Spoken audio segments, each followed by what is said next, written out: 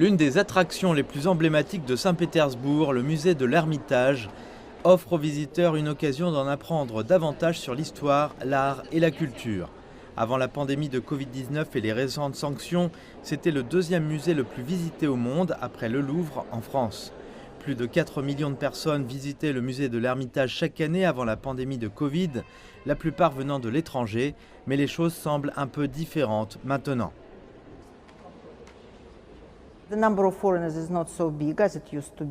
nombre d'étrangers n'est plus aussi important qu'avant, mais il est compensé par les touristes russes. Il y a beaucoup de touristes russes de différentes régions du pays.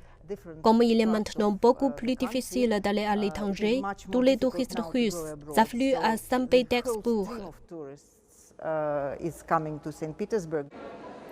Les guichets de l'Ermitage sont assaillis de Russes qui font la queue pour les billets, selon les propos d'Yekaterina.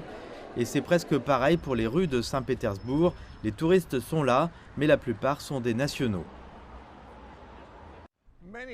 Beaucoup s'attendaient à ce que cette ville soit au bord d'un effondrement financier après les sanctions occidentales.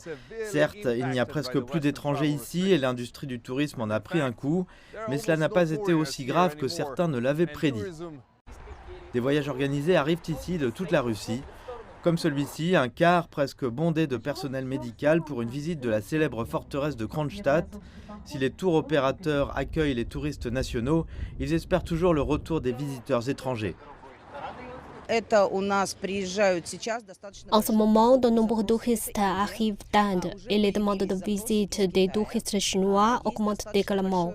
Il y a aussi un nombre important de personnes venant des pays proches de la Russie, comme le Kazakhstan, la Géorgie, l'Arménie, le Bélarus. Tout comme l'ensemble de l'économie russe qui se tourne de plus en plus vers l'Est face aux sanctions occidentales, il en va de même pour l'industrie touristique du pays.